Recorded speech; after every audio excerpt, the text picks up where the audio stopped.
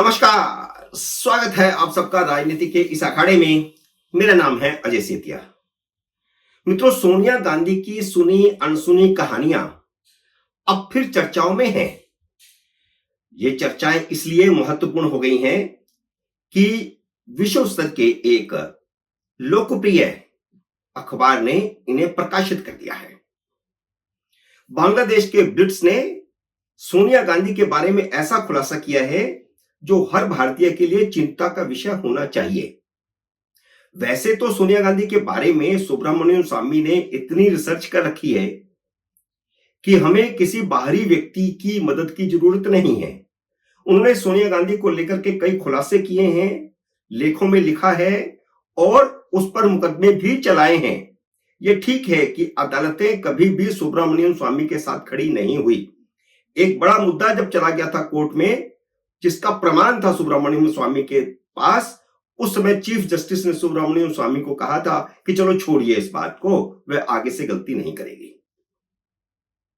लेकिन अब यह बड़ी चिंता का विषय है क्योंकि किसी बाहरी व्यक्ति ने बहुत बड़ा खुलासा किया है। बांग्लादेश के ब्लिट्स ने लिखा है कि सोनिया गांधी पाकिस्तान की गुप्तचर एजेंसी आईएसआई की एजेंट हैं और नवंबर 2014 तक जो उस समय के आईएसआई के चीफ थे उनके संपर्क में थी।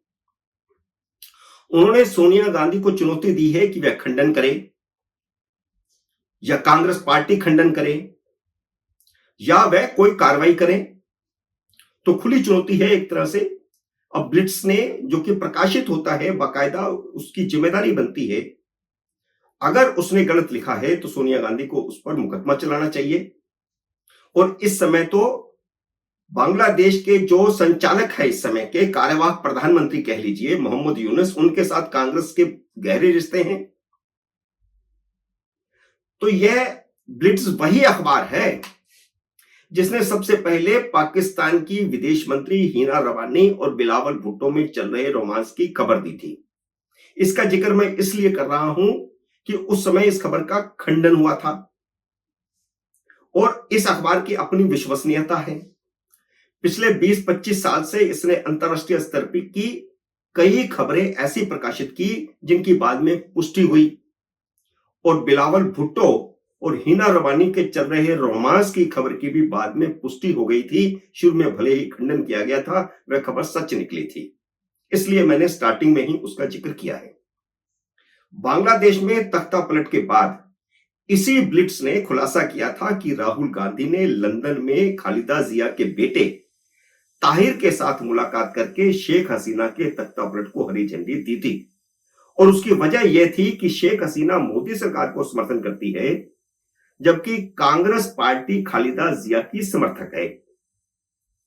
ब्लिट्स के संपादक सलाहुद्दीन शोएब चौधरी वही पत्रकार हैं जिन्होंने बांग्लादेश में हिंदुओं के घरों में लूटपाट करने, उनकी बेटियों को उठा ले जाने और मंदिरों पर हमलों की सही तस्वीर दुनिया के सामने रखी थी, जबकि भारत के तथाकथित फैक्ट चेकर इन खबरों को गलत बता रहे थे। और बाद में इनकी पुष्टि हुई और बांग्लादेश की जो नई सरकार बनी उसने बाकायदा माफी मांगी हिंदुओं से।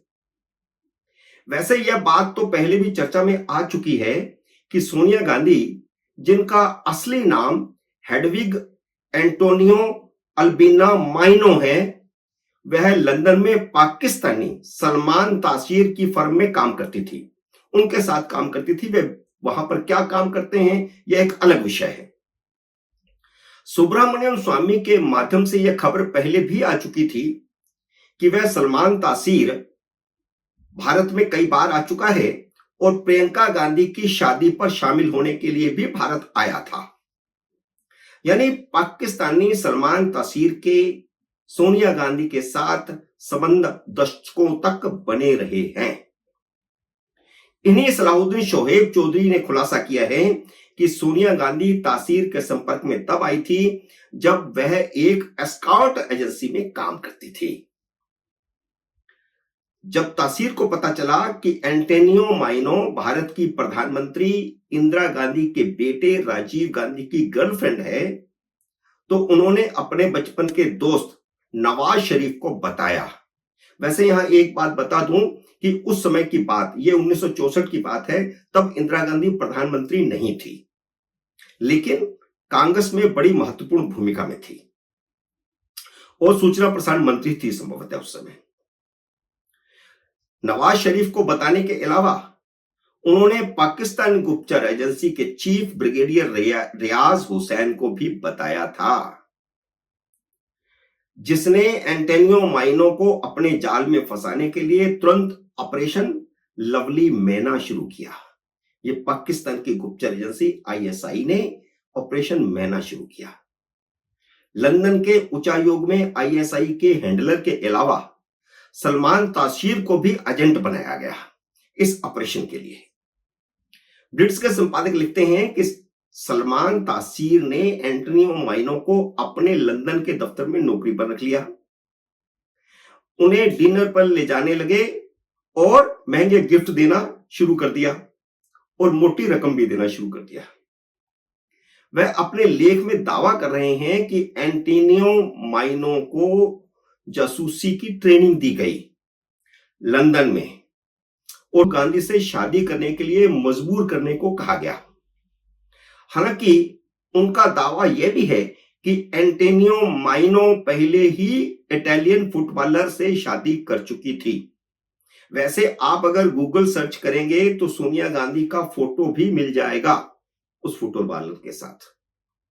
हालांकि कांग्रेस के फैक्ट चेकर उसे फेक बता चुके हैं, लेकिन वह फोटो आज भी गूगल पर मौजूद है, गूगल ने उसको हटाया नहीं है।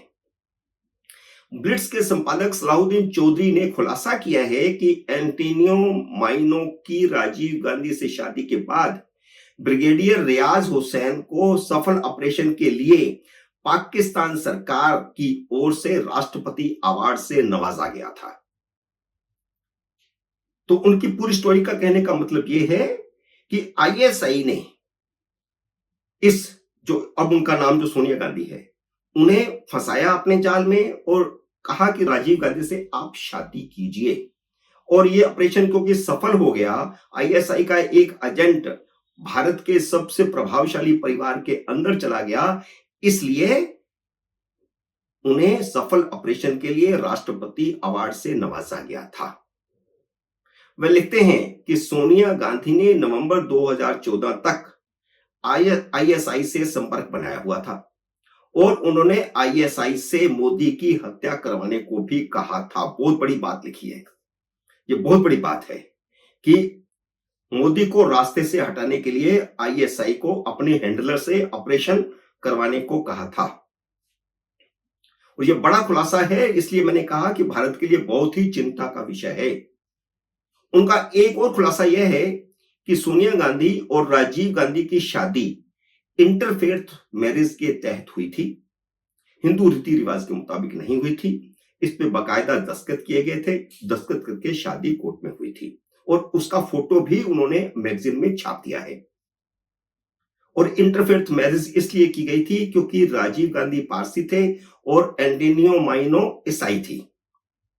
एंटोनियो माइनो ने अपना धर्म परिवर्तन नहीं किया, न ही राजीव गांधी ने कभी धर्म परिवर्तन करके हिंदू बने थे। अपनी स्टोरी के साथ ब्लिट्स ने सोनिया गांधी का भारतीय नागरिकता वाला सर्टिफिकेट भी लगाया है, जिसमें उन्होंने अपना नाम सोनिया गांधी उर्फ एंटोनियो माइनो लिखा है। यह ऑन रिकॉर्ड है। यह स्टोरी ब्लिट्स ने 22 अगस्त को छापी है। सोनिया गांधी या कांग्रेस ने अभी तक इस स्टोरी का खंडन नहीं किया, कोई रिएक्शन नहीं दिया। अन्यथा छोटी सी कोई बात छप जाती है या भाजपा वाले छोटी सी कोई बात कर देते हैं तो तुरंत जयराम रमेश प्रेस कॉन्फ्रेंस बुला करके खंडन कर देते हैं और उस पर अपनी प्रतिक्रिया दे देते हैं। भारतीय जनता पार्टी ने भी इस स्टोरी के आधार पर अभी तक कोई सवाल खड़ा नहीं किया है। सवाल यह है कि ब्लिट्स के संपादक शोएब चौधरी सुरक्षित हैं क्या? ये इतनी बड़ी विस्फोटक खबर के बाद, और खासतौर पर तब जब कांग्रेस के बांग्लादेश के इस समय के शासक प्रशासक के साथ बहुत ही घनिष्ठ रिश्ते हैं, मोहम्मद यूनुस के साथ, वह कितने दिन सुरक्षित रहते हैं? यह एक बड़ा सवाल है। या सोनिया गांधी या कांग्रेस उन पर इजाजत लेकर के बांग्लादेश की सरकार से इजाजत लेकर के उन पर कोई मुकदमा चलाती है या नहीं चलाती है, यह देखने वाली बात होगी। मित्रों, उम्मीद है मेरा यह वीडियो आपको पसंद आया होगा। इसे लाइक और शेयर कीजिए। अगर आपने मेरे यूट्यूब चैनल को अब तक सब्सक्राइब नहीं किया तो कृपया सब्सक्राइब करके अपना आशीर्वाद दीजिए। जल्दी मिलते हैं अगले वीडियो में किसी अन्य जानकारी के साथ। तब तक नमस्कार।